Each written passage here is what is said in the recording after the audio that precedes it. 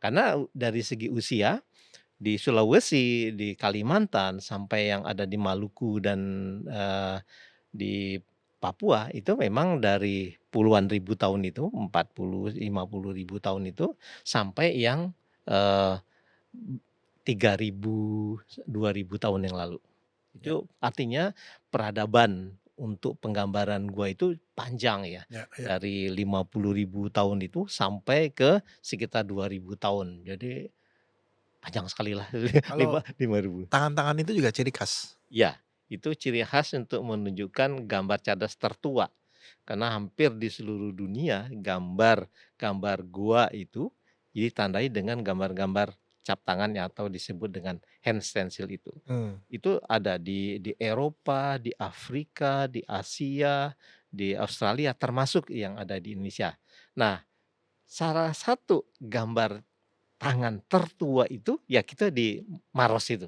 Dan satu yang menarik juga di, gambar-gambar cadas itu, mereka punya pengetahuan yang tinggi ya, untuk tahu di mana tempat dia harus menggambar. Nah, ini juga jadi rebutan para investor.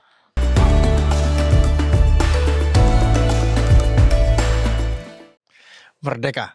Kita berjumpa lagi di podcast Nusantara, saya Arto Biantoro dan hari ini saya ingin membahas tentang gua-gua prasejarah di Indonesia. Ini seru banget dan hari ini saya ditemani oleh Bapak Cecep Eka Permana. Beliau adalah guru besar dari Departemen Arkeologi Universitas Indonesia. Selamat datang di Selamat podcast datang.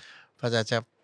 Ini kalau bicara gua, saya itu mulai tertarik ketika saya membaca literasi tentang temuan cave painting atau Gambar gua cadas. bergambar ya, cadas di Maros. Usianya 45.000 tahun yang lalu, jauh lebih tua dari yang selama ini dipikir di Prancis Ya, 17.000 tahun itu ya, Pak, ya. ya. Apa artinya bagi arkeologi kita, Pak? Ya, ini merupakan suatu kebanggaan mestinya ya, bahwa, kita memiliki gambar cadas atau lukisan gua yang tertua. Ya, Itu dimulai dari tahun 2014, ketika publikasi mengenai gambar-gambar tertua itu pada 40.000 tahun. mmm, Nah, pada waktu itu kita sudah langsung dinyatakan sebagai tertua di dunia, karena di Prancis itu kurang dari 40.000 tahun itu. iya, iya, iya. Artinya, eee, karya besar dalam bentuk gambar-gambar pada gua itu menunjukkan kita lebih unggul ya dari yang ada di Eropa itu. Artinya peradaban sudah ada, itu ya? Peradaban sudah ada, artinya kita bisa lihat karena lukisan itu bukan sebagai sebuah karya biasa, Betul. karena banyak hal yang bisa orang ungkapkan dari sebuah gambar ya. Bukan sekedar mencoret-coret, bukan sekedar dia membuat objek tertentu, Mmm, mmm. tapi ada pemikiran tertentu kenapa gambar itu dibuat. Dan kita lihat bahwa gambar-gambar itu persis seperti yang bisa kita lihat sekarang. Artinya dia punya pengetahuan untuk menggambarkan, Ya, eee, binatang tertentu misalnya. betul. Apakah itu, babi, Rusa ya? apakah itu rusa, atau yang lainnya. Artinya mereka punya pengetahuan yang luar biasa untuk membuat anatomi dari hewan itu. Iya, kalau kalau saya baca, itu juga terjadi banyak sekali ditemukan gua-gua serupa ya di kawasan di Sulawesi.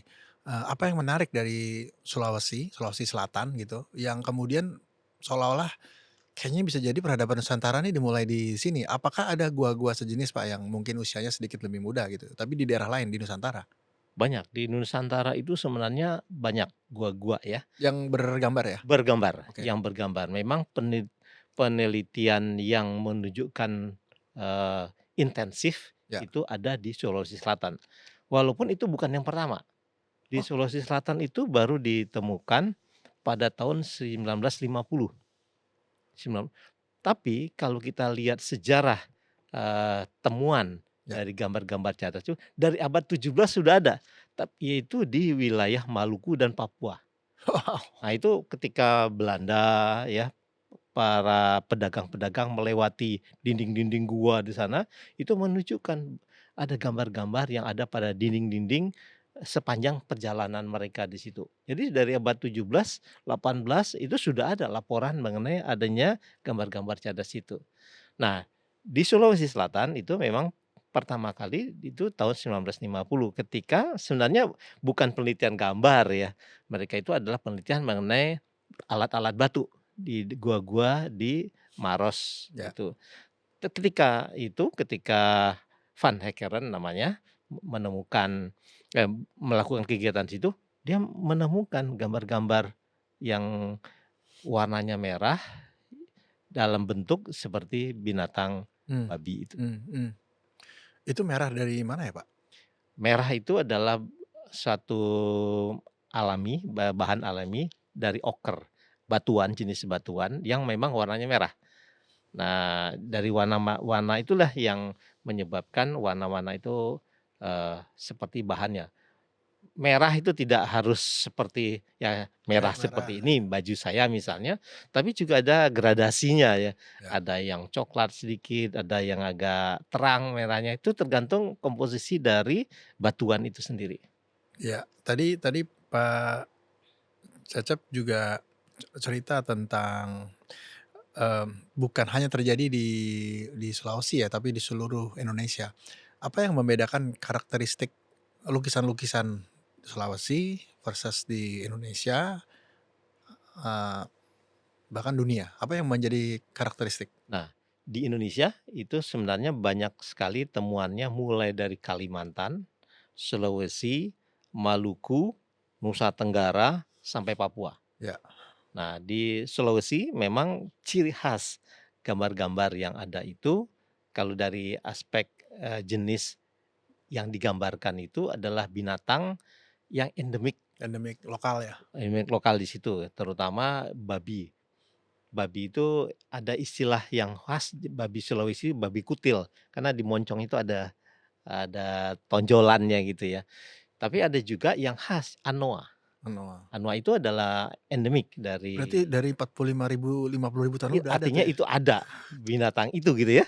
Nah, lalu di Kalimantan itu ada juga sekitar 40.000 tahun juga, Mmm, itu sapi purba, sapi liar yang ada di Kalimantan Timur. mmm, Ada juga yang gambar terenggiling atau tapir digambarkan di situ. Artinya kan berbeda dengan yang ada di Sulawesi Selatan ya, ya. ya.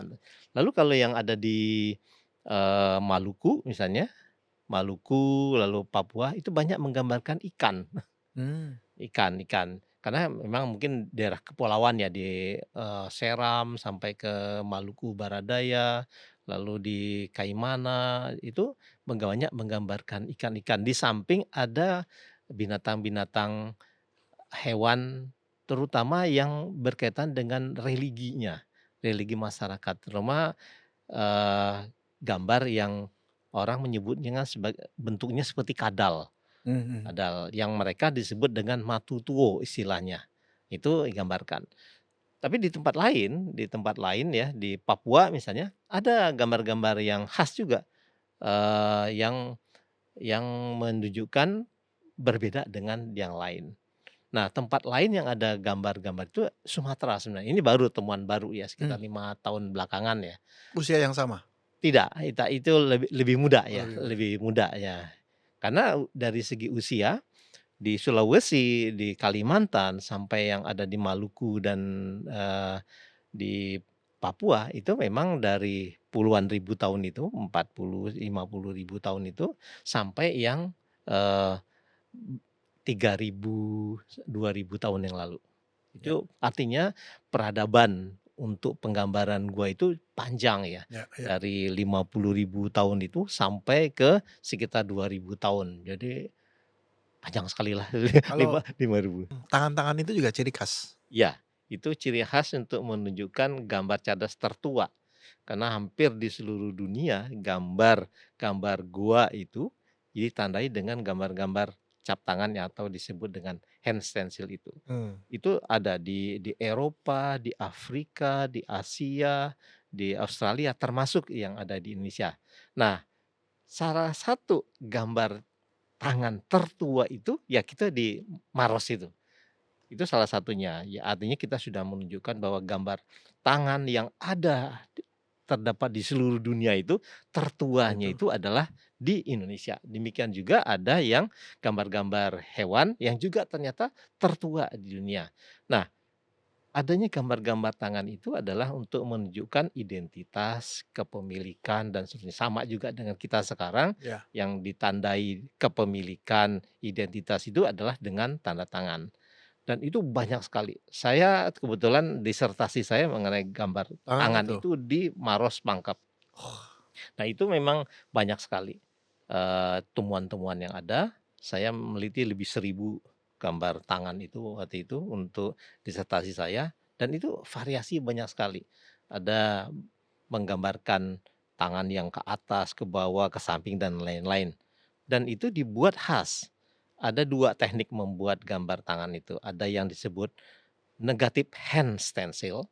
Jadi, tangan tangan itu diletakkan di dinding guanya gitu, Mhm mhm. lalu, cara salah satunya disembur dengan pewarna tadi gitu, sehingga ketika di tangannya ada cap yang, tangan-tangan itu dilakukan di situ, Mmm, sehingga ada cap dari tangan itu. iya, Itu umum dilakukan, dan itu ternyata walaupun terpisah benua pada 40.000 tahun lalu, betul, itu saya mau orang membuatnya sama gitu loh.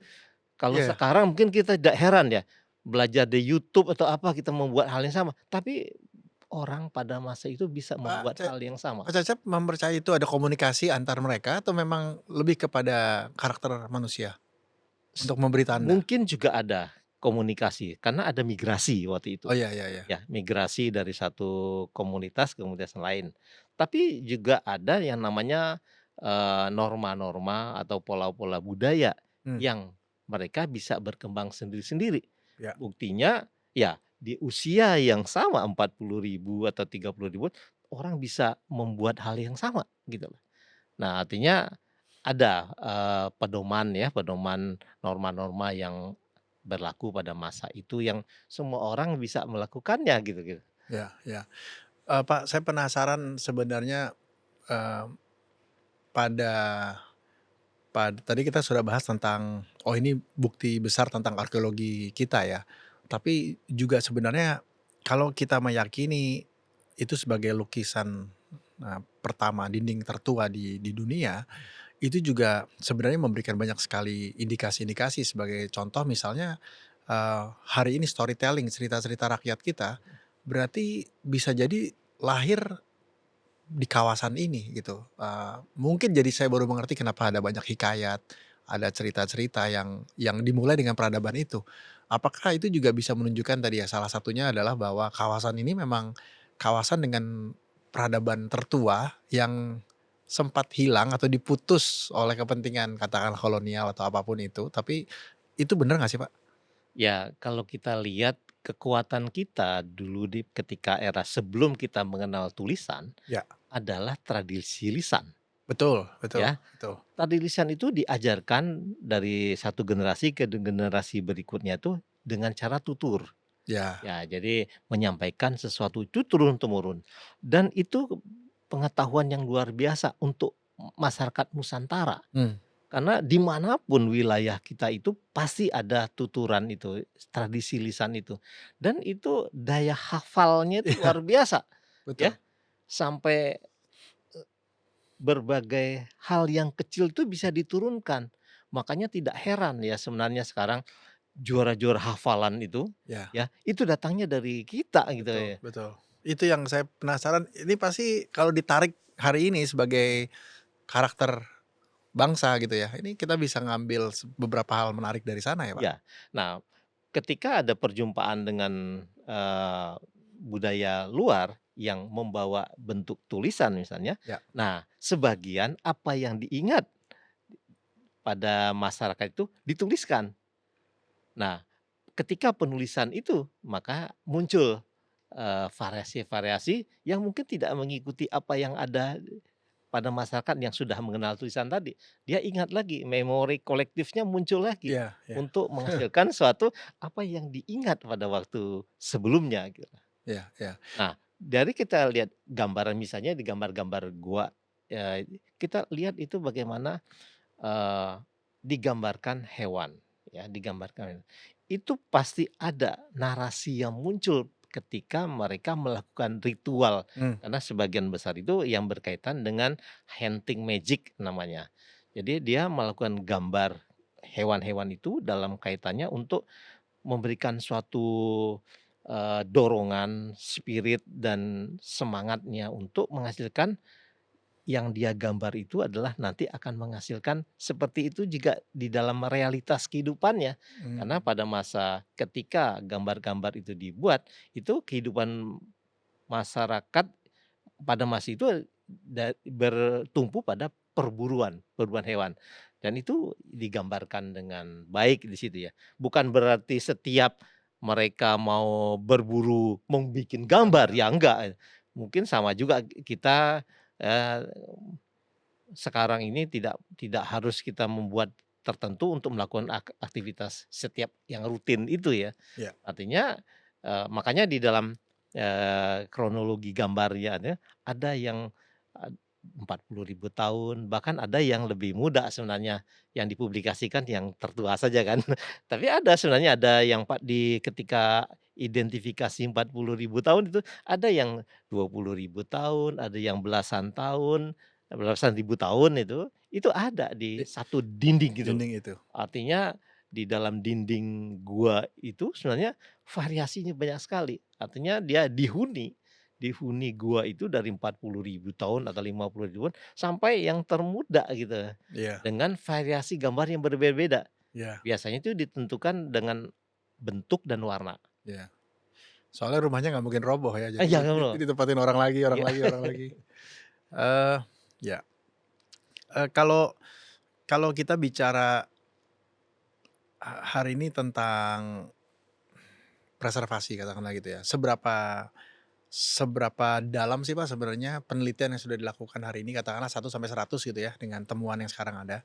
Apakah sudah mencakup 100% atau, ini paling baru 30% nih, kita belum tahu terlalu banyak, dan seperti apa progres yang berjalan hari ini? Karena ini menyangkut salah satu topik arkeologi yang selalu masih hidup ya, Iya, terus terus dikembangkan kan ya, Pak? iya. Iya, memang kalau kita bicara aspek pelestarian ya, memang, belum banyak yang bisa dilakukan, apalagi gambar-gambar cadas yang gua-gua ini, itu terletak pada wilayah-wilayah yang sulit dijangkau sebenarnya. Mmm, Tidak ada gambar gua-gua, gambar itu di tengah kota itu nggak ada gitu. Jadi itu di daerah pedalaman. Nah, sekarang masalahnya, pelestarian itu dilakukan pada potensi-potensi yang menyebabkan kerusakan. Nah, ah, potensi itu sekarang itu ada pada pemukiman, yang kedua industri, dan yang terakhir pariwisata. ngerusak juga? Itu termasuk yang merusak, karena kita memperoleh gambar cadas 40 sampai 50.000 tahun sampai sekarang itu awet dengan bagus. Iya, Itu adalah gua-gua yang terlindungi secara alami. iya, Dari bahan, dari lokasinya ya. Ketika ada pemukiman, terbuka daerahnya, sehingga misalnya pohon-pohon di sekitarnya akan tertebang, akibatnya matahari, angin angin, hujan itu akan berpengaruh kepada dinding guanya. dan sudah terjadi?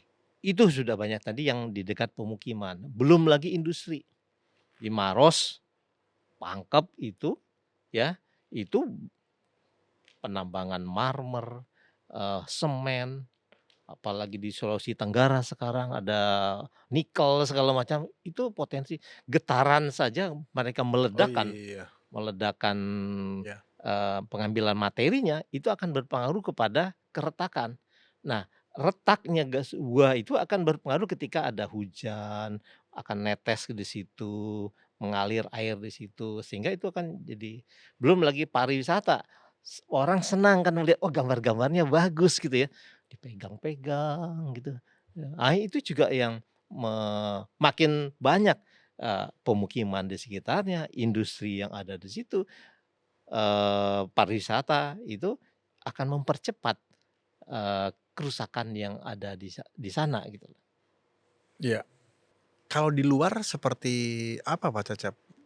Bagaimana pemerintah di negara-negara lain katakanlah di Prancis gitu Heeh. ya, me menjaga atau mempreservasi, apa yang kita bisa belajar dari mereka? Iya, di Perancis kan tidak banyak gua ya Oh, dibanding di Indonesia. Indonesia. Tapi saking dia menjaga yang terbatas itu, dia melakukan kajian. Satu keputusannya adalah guanya ditutup, lalu dia buat tiruannya di Oh, luar. Itu guanya di Perancis itu di bawah tanah. ya ya Jadi di bawah tanah itu gambarnya bagus-bagus gitu, tapi itu kan, risiko, eee, lingkungan segala macam berat gitu, ya. sehingga harus ditutup. Lalu mereka buat, jadi masyarakat atau pengunjung wisatawan datang, dia lihat di buatannya itu, eee, Ya tapi di ya ya. Indonesia banyak, di Indonesia itu banyak. Karena Saya kebanyakan pernah tanya, "Ini gimana?" "Ah, kita banyak kok yang seperti itu." Tapi memang kalau saya pernah ada penelitian khusus untuk, eee, faktor-faktor kerusakan ini, ya tadi saya katakan mhm mhm, 3 daerah yang akibat dengan pemukiman, industri dan pariwisata itu adalah, eee, gua-gua yang potensi rusak. Tapi ada juga satu yang pariwisata tadi, coret-menyoret ini, vandalisme. Itu saya bahkan sampai ke Papua yang terpencil itu ada tulisan-tulisan yang menyertai gambar-gambarnya. Bahkan dulu 2014 itu di Kalimantan, entah kenapa motivasinya apa, dibuat pilok dengan warna yang sama. Sehingga gambar-gambar tangan itu tertutup dengan cat pilok gitu loh. Tapi ada cerita menarik ketika saya di Kaimana gitu ya, di, Papua Barat itu, eee, itu banyak sekali vandalisme.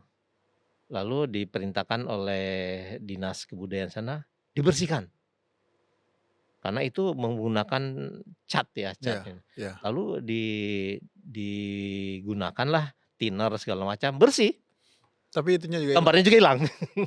Aduh, baru saya mau tanya tuh Pak, Tapi nggak ada teknik yang memisahkan gitu ya, nggak ya bisa ya? itu artinya, banyak ya faktor-faktor itu.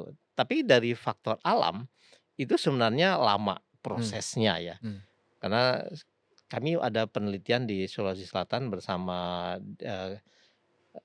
arkeologi dan juga, geologi-biologi yang ada di Unah Hasanuddin, iya, itu melihat, perkembangan kerusakan. Itu lama sebenarnya. mmm, Kita menggunakan dokumentasi-dokumentasi penelitian 10, 20 sampai 30 tahun tuh sebenarnya lama. mmm, Kalau dari faktor lingkungannya, itu nggak nah, perubahan dari lingkungan ini dipercepat tadi dengan 3 manus hal tadi, iya pembukaan dia pemukiman, dekat industri dan, pariwisata yang makin masif di situ. iya. Kalau dalam dunia arkeologi di Indonesia, gua-gua prasejarah ini apakah masuk ke dalam prioritas juga ya Pak? Ya, sekarang menjadi prioritas ya, terutama ketika sudah teridentifikasi bahwa gua-gua ini tertua di dunia. Iya iya, Nah, itu artinya harus menjadi perhatian kita kan sekarang. Jangan sampai, warisan dunia, kan sekarang udah jadi warisan dunia gitu, karena di semua bidang itu ada, di seluruh dunia ada, dan termasuk kita itu adalah yang tertua itu. Sehingga perhatian itu menjadi penting untuk kita, pertama lakukan risetnya dan yang kedua adalah untuk melestarikannya gitu. Pak Cecep, saya tuh membayangkan arkeolog itu seperti Indiana Jones gitu ya, Ya. masuk ke dalam, meneliti dan lain-lain. Boleh nggak sih kami dibawa dalam proses penelitian gitu ya? Ambil ambil katakanlah contoh yang, di disertasi Pak Cecep tadi mengatakan, meneliti tentang cap tangan ya. Mmm. Bagaimana proses penelitian itu? Apa tantangannya? Kemudian kajian atau dasar dari referensi tadi seperti apa? Karena di dunia arkeologi kan tentu saja kembali lagi, ada sudut pandang yang berbeda. Apakah kebenaran itu tunggal gitu dalam dalam dunia arkeolog khususnya, cave painting ini ya, Iya. apakah Apakah bisa diterjemahkan dalam dalam pemikiran yang berbeda? Iya, saya penelitian mengenai gambar cadas khususnya tangan itu 20 tahun yang lalu, Mmm, 2005 lah mulai gitu ya. Nah, itu saya melihat hampir setiap gua itu ada gambar tangannya. hmm. Ini setiap gua di seluruh Nusantara? Di Maros Oh Pangkep, di saya Maros, kan oke. difokuskan di Maros Pangkep, itu semuanya ada. Tapi, eee, pasti ada yang, mencirikan ya masing-masing gua itu. Saya akhirnya mendeskripsikan, mendokumentasikan semua gambar-gambar tangan terutama yang ada setiap gua. Waktu itu guanya itu sekitar 100, 100. 100 gua dimasukin? Iya. Ini Pak Cecep dapat laporan atau masukan dari warga setempat atau, "Oh di sana ada gua," dimasukin, jadi orang pertama yang Iya, melihat? ya enggak juga sih, karena Oh kita kan di sana setiap wilayah itu ada namanya dulu Balai Pelestarian Cagar Budaya ya. oh jadi Ya sudah kita ada ada informasi informasi. mengenai itu. Ya sama seperti kita melakukan di lapangan, ketika kita melakukan kegiatan kan ada laporan lagi, ada itu tuh, di sana juga ada, di sini. Akhirnya akhir bertambah terus kan gitu. Mmm, Nah, dari situ saya melihat kok sangat bervariasi gitu ya, gambar-gambar tangan itu. Lalu melihatnya itu,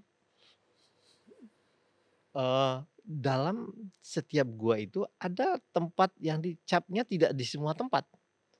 Ada yang di belakang mmm, gua gitu, ada yang di langit-langitnya gitu ya, ada yang di dinding-dindingnya, atau ada tebing saja itu yang dicap sana.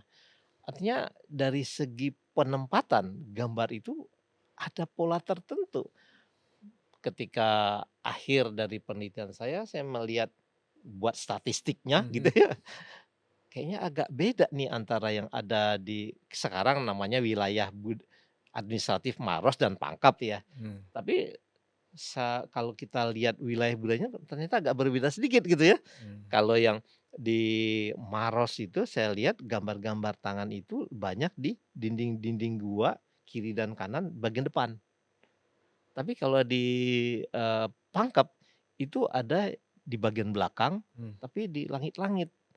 Nah, waktu itu saya menginterpretasikannya itu adalah ini pasti ada subculture ya, ada Maros dan Pangkep. Tapi kalau kita lihat dari lingkungan, itu bisa menentukan, karena Maros itu wilayahnya ada di, bukit-bukit yang lebih tinggi. mmm, Sementara, Pangkep itu ada di daerah pesisir mmm, dan pola itu juga bisa membedakan, oke, eee eee, keletakannya. Lalu saya juga melihat gua itu ada di tempat yang rendah, ada di tempat yang tinggi. ya, Lalu saya kaitkan, bentuk gambar-gambar tangan itu dengan keletakan gua-guanya. Ada yang dari yang kita jalan sudah ketemu, ada yang kita harus merambat dulu sampai 30 meter di atas itu. Ternyata agak beda juga gambarnya. Nah, gambar-gambar yang biasa mmm, yang di tempat rendah itu hanya sampai sini aja ke tangannya nih. ya, Tapi kalau ada yang di atas sana, gambar tangannya sampai sini nih, ada gambar lengannya itu. mmm, Apakah saya menafsirkannya itu, ini sebagai sebuah kesempurnaan dari sebuah tangan. Jadi digambarkan utuh gitu. Jadi dia membuat seperti tadi saya katakan, cara membuat gambar tangan disemprot kan, jadi semua itu ya, digambarkan gitu. ya, Tapi umumnya yang ada di sini ya. ya. Ada yang abstrak itu apa Pak? Lukisan-lukisan yang abstrak? Nah, abstrak itu Oh, umumnya baru. oke, Ya artinya kalau yang lama itu gambarnya tangan dan hewan, karena itu tadinya berburuan. Nah, gambar abstrak ini itu berkaitan dengan perkembangan pemikiran kalau yang saya lihat ya. mmm, Karena sebenarnya lebih sulit ya membuat sebuah gambar abstrak, abstrak itu ya, karena di dalamnya itu pasti ada sesuatu maksud mhm, di gambar abstrak itu. Ya, gambar abstrak itu kadang-kadang lebih sulit menggambarkannya. daripada gambar yang realistis gitu kan. Mhm. Nah, yang gambar abstrak tuh ada yang geometris umumnya, lingkaran, ada lingkaran yang pakai gambar seperti sinar gitu, ada yang garis-garis saja. Di dalam penelitian perbandingannya, analoginya dengan masyarakat masih sederhana misalnya, itu garis itu bukan sekedar goresan Terusan. atau coretan atau warna tertentu, itu punya makna sendiri. Apalagi dikaitkan ada satu di Sulawesi Selatan di daerah Bone namanya, ada gambar hewan, lalu ada garis di bawahnya, set gitu. Di tempat lain tidak ada yang seperti itu, Mmm. sama itu menunjukkan sesuatu, dia menggambarkan hewan itu berada di tempat yang tinggi. Garis itu adalah bumi misalnya gitu. Mmm. Sama juga yang ada gambar tangan di Kalimantan, yang ad ada gambar tangannya, lalu ada garis seperti tato. Mmm. Tato ada garis-garis lagi di dalam, eee eee, tangannya itu. Itu bisa menjelaskan tradisi yang berlanjut sampai sekarang. Orang di Kalimantan biasa membuat tato pada, Mhm. apa namanya, Badannya. badannya. Tapi di dalam, tradisi, prasejarah, kepercayaan prasejarah itu sebenarnya itu memberikan kehidupan yang lebih tinggi kepada yang sudah tiada. Jadi diberi kekuatan lagi dengan membuat gambar-gambar yang ada di dalam tangannya ini. Dan yang waktu saya penelitian, disertasi, saya berhenti sampai situ. Tapi setelah itu, saya dapat informasi ada tradisi yang berlanjut rupanya, Mmm. gambar gambar Ya. tangan itu. Pada masyarakat Maros Pangkep dan sekitarnya Sulawesi Selatan itu yang dekat dengan guanya sendiri. Oh. Namanya Mabeda Bola. Per hari ini maksudnya? Sampai hari ini masih ada. Mereka masih membuat cap tangan pada rumah-rumah tradisionalnya.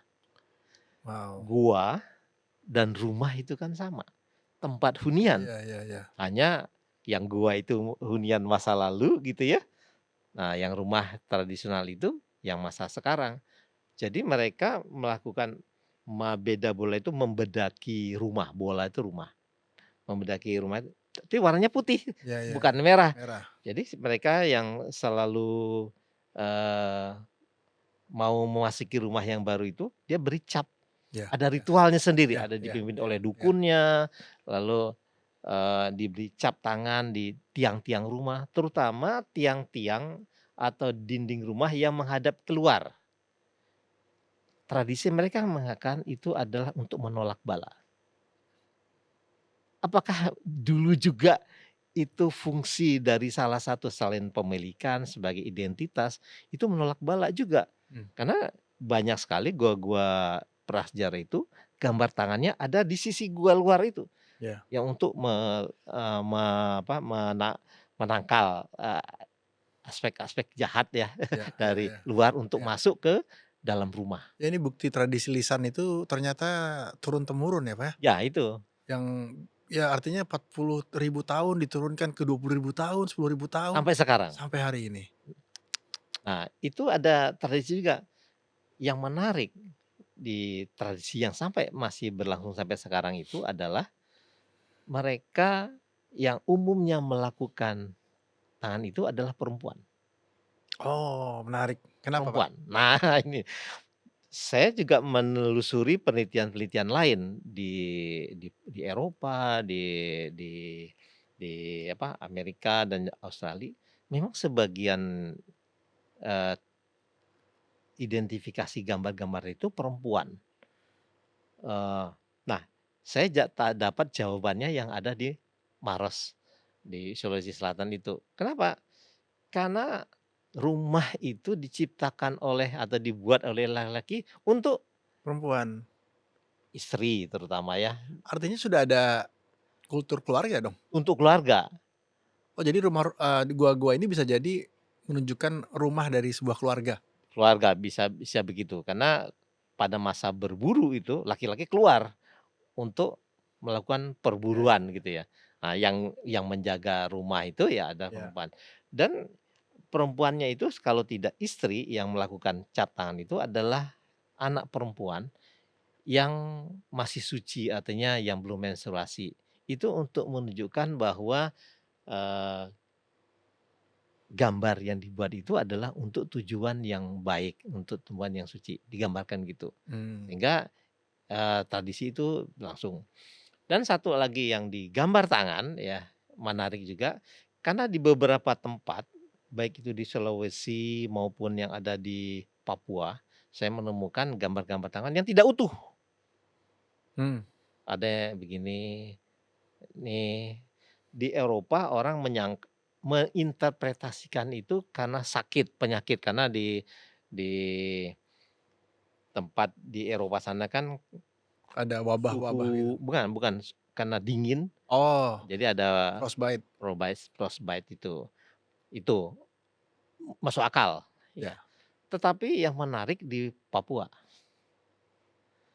Papua itu jari tidak lengkap itu adalah untuk menyatakan rasa duka cita pada anggota keluarga yang meninggal.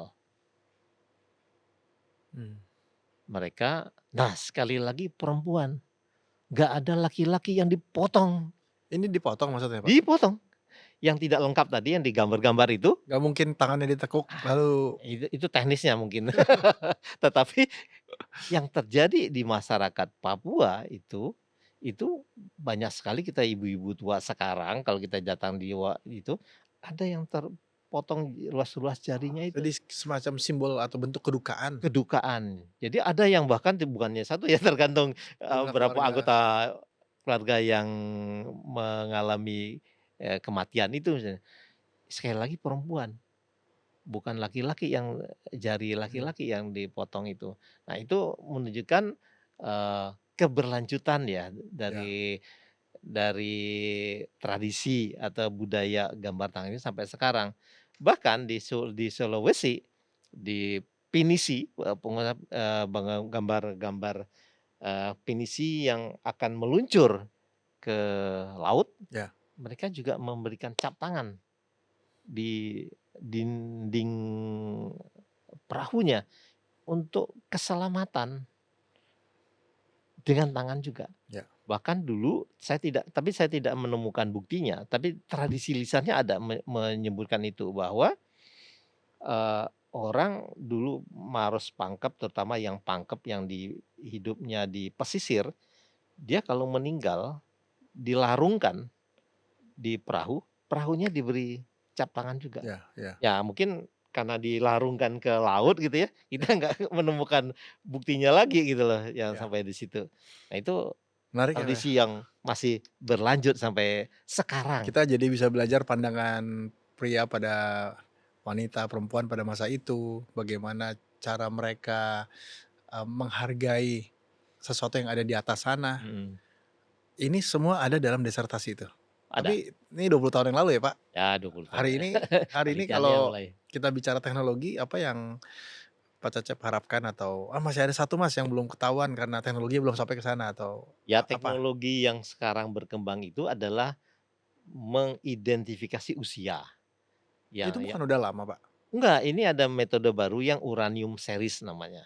Mmm, Itu baru, kalau yang dulu tuh dengan carbon iya dating carbon gitu ya, dating ya? carbon dating. Nah sekarang itu metode terbarunya itu adalah dengan mengukur, karena di dalam gua itu setelah ada gambar, lalu ada proses alami yang di dalam guanya itu membentuk suatu lapisan kayak pernis gitu, Mmm, mhm mhm. dia menutupi gambar itu. Nah, proses penutupan, gambar itu oleh lapisan, alami dari dinding karsnya itu sendiri, sehingga dia menutupi di situ, itu yang bisa diukur melalui Artinya uranium bisa series itu. lebih tepat? Tepat ya, dalam pengertian angka yang muncul itu minimum, makanya disebut angka minimum itu 40.000 tahun, karena itu yang penutupnya. Ya. artinya di dalamnya itu pasti lebih Lebih tua, tua. lebih tua lagi dari nah itu yang metode yang sudah dikembangkan sekarang ya untuk tapi itu tidak semua gua yang mendapatkan Mmm, lapisan itu. Yang dipublikasi sekarang itu adalah terutama bagian-bagian itu. Saya pikir, saya dapat memperkirakan juga banyak yang lebih tua lagi dari itu, hanya tidak bisa eee, konfirmasi dengan metode ini dari ya segi usianya gitu. ya. Penelitian ini juga, menarik minat peneliti dari luar negeri banyak sekali ya, Pak? Banyak sekali, justru menggunakan teknologi itu justru yang dari luar. Seperti saya kemarin melakukan penelitian nggak menggunakan teknologi apapun, saya hanya menggunakan aspek dalam arkeologi itu namanya bentuk, ruang. Nah yang waktu ini nih, di arkeologi itu 3 aspek itu, bentuk, ruang, dan waktu. Yang peneliti luar punya Nah, akses itu punya ya? metode sendiri yang sekarang kita dapat yang tertua itu dari 2015 karena dia, metode, waktu ini yang dikembangkan. Ya. Kalau yang 2 tadi bentuk dan ruang itu saya sudah mencatatnya gitu dengan baik. Dan satu yang menarik juga di, gambar-gambar cadas itu, mereka punya pengetahuan yang tinggi ya, untuk tahu di mana tempat dia harus menggambar.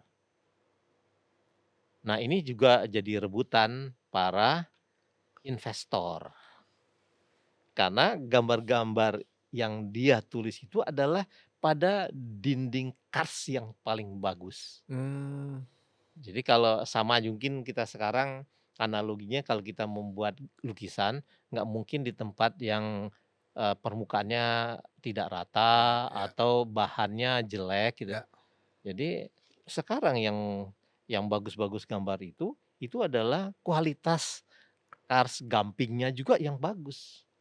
Dan itu menjadi rebutan juga kan untuk bikin marmer segala macam di Maros Pangkep Oh, itu salah untuk satunya diambil. menghasilkan, bahan yang lebih bagus dan di situ juga banyak gambar-gambar yang bagus. Aduh, semoga nggak dicongkel-congkel gitu ya, Pak, ya? Nah ya itu, tantangan sekarang ya pembangunan dan pembangunan fisik itu dengan pembangunan kebudayaan untuk masa depan gitu Ya, kan. aduh. Eee, Pak, apa yang mungkin hari ini kita bisa rangkum ya dengan semua gambar-gambar itu? Tentu kebanggaan, tapi apa yang asumsi apa yang kita bisa ambil dari semua gambar yang ada, dan bagaimana proses arkeologi ini bisa lebih populer di kalangan anak-anak? Karena saya rasa bukan hanya soal arkeologinya saja, tapi menyadari bahwa kita datang dari sebuah peradaban yang sangat besar gitu, dan apa artinya bagi mereka hari ini dengan memahami itu? Ya kita bisa lihat kembali lagi kepada ini adalah gambar yang tertua di dunia.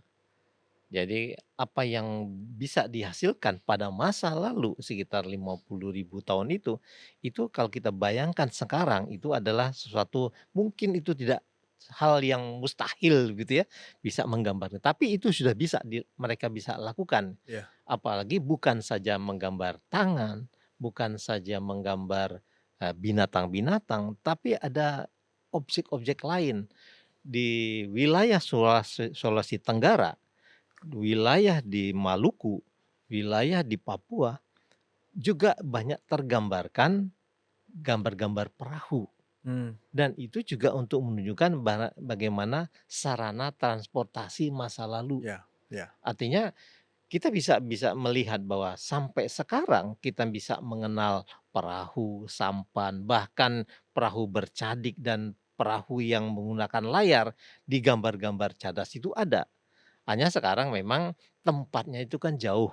Ya, saya bersyukur saya sudah mengunjungi semua gambar-gambar cadas dari Sumatera sampai Papua itu ya, kecuali Jawa yang belum ditemukan oh malah belum, Pak? gambar nah, itu adalah bagian-bagian yang kita bisa menghayati apa, capaian budaya manusia pada masa lalu itu. Iya. Karena tempatnya yang sangat jauh itu, mungkin ya masyarakat generasi muda sekarang, Gen Z dan segala macam itu, medianya yang sekarang yang harus apa, di Didorong. didorong dan juga didekatkan.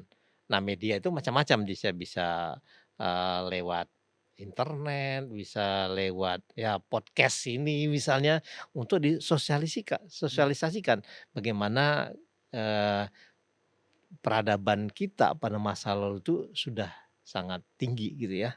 ya, ya. Ini menyangkut rasa percaya diri gitu ya, Pak, ya, rasa nasionalisme dan seharusnya penting sekali bukan hanya sebagai sebuah simbol ya, tapi sebagai sebuah bukti konkret ya, Ya itu peradaban itu ya. buktinya, artinya ketika 2014 kita diproklamirkan sebagai gambar cadas tertua dunia, mengalahkan Prancis Ya, misalnya, itu adalah sesuatu yang luar biasa, gambar-gambar itu. Kita tradisi budaya itu jauh lebih tua dari yang kita agungkan selama ini. Orang yang berasal dari apa, seni hebat di dunia itu datang dari Eropa gitu, ya, ya, ya. ternyata jauh lebih tua kita dan mungkin suatu ketika nanti akan jauh lebih tua lagi, Ya. temuannya tidak hanya 50.000 mungkin bisa sampai 60.000 tahun yang ada di Iya. Nusantara Saya ini. dulu bayangin Mesopotamia, Babilonia, wah ini jauh lebih lama lagi. Iya, ini jauh lebih lebih lama lagi. Ya, ya, ya, ya. Baik, terima kasih banyak, Pak Cacap ini, jelas sangat membanggakan, tapi sekaligus juga tadi ya dengan teknologi yang baru tuh jadi mau tahu apalagi temuan-temuan yang menarik ya, Ya, yang kita bisa gali dari gambar-gambar itu ya. Sekali lagi terima kasih Pak, sampai sama-sama, kita undang semoga lagi nanti. bermanfaat. Oh iya, sangat, sangat, sangat. Baik, sangat apa ya, sangat sangat sangat besar hati ya mendengar cerita dari seorang guru besar dan belajar banyak tentang kekayaan kars kita, gua-gua prasejarah kita. Mudah-mudahan ini bisa menjadi catatan dan dokumentasi sejarah juga yang generasi berikutnya bisa lihat, bisa tonton, bisa ngelihat, Pak Cecep bercerita dan ini saya harapkan membuat kita semakin mencintai negeri ini, Nusantara ini. Anda bisa menyaksikan tayangan ulang kami di YouTube channel dengan nama Podcast Nusantara dan jangan lupa saksikan dan simak tayangan inspiratif kami lainnya hanya di The Eye Plus. Podcast Nusantara, hidupkan cinta Indonesia. Indonesia.